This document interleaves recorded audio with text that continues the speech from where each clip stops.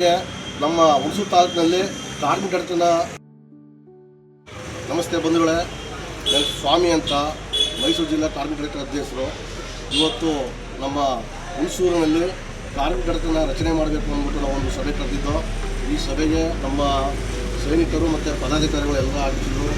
ಇವಾಗ ನಮ್ಮ ಕಾರ್ಮಿಕ ಕಡತದ ಕಾರ್ಯದರ್ಶಿ ರವಿಯವರು ಆಗಿದ್ರು. ಈಗ ನಮ್ಮ ಕುಮಾರ ಎಲ್ಲ ಹೊಸ ಸೇರ್ಪಡೆ ಆಗಿದ್ದಾರೆ.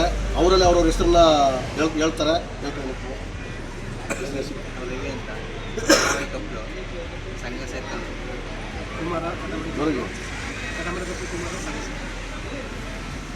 ಯೋಗನಾಯಕರು ಕಟ್ಟಮಡಿ ಕೊಪ್ಪಲು ಉಪಾಧ್ಯಕ್ಷರು ಧರ್ಮಾಪುರ ಗ್ರಾಮ ಪ್ರಕಾಶ್ ಹಿರಿಗೆತ್ನಳ್ಳಿ ಸದಸ್ಯತ್ವ ಪ್ರಕಾಶ್ ಪುರುಷರು ಸದಸ್ಯರು ಸೋಮನಡ್ಡಿ ಯಶವಂತ ಸದಸ್ಯ. ಒಂದು ವೇಳೆ ಈಗ ನಮ್ಮ ಸೈನಿಕರು ಎಲ್ಲ ಪರಿಚಯ ಆಯಿತು.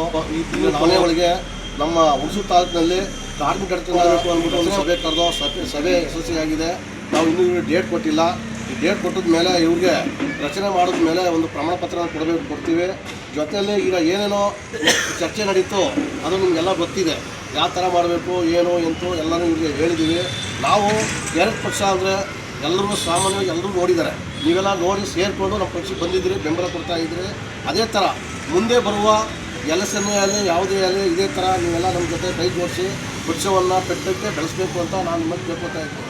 ಈಗ ನಮ್ಮ ಕೇರ್ ಪಕ್ಷದಲ್ಲಿ ಲಂಚ ಮುಕ್ತ ಮಾಡಬೇಕು ಅಂತಲೇ ನಾವು ಕರ್ನಾಟಕದಲ್ಲಿ ನಮ್ಮ ರವಿಕೃಷ್ಣ ರೆಡ್ಡಿ ಅವರು ನಮಗೆ ಒಂದು ಪಕ್ಷ ಕೊಟ್ಟರು, ಕೇರ್ ಪಕ್ಷ ಅಂತವ.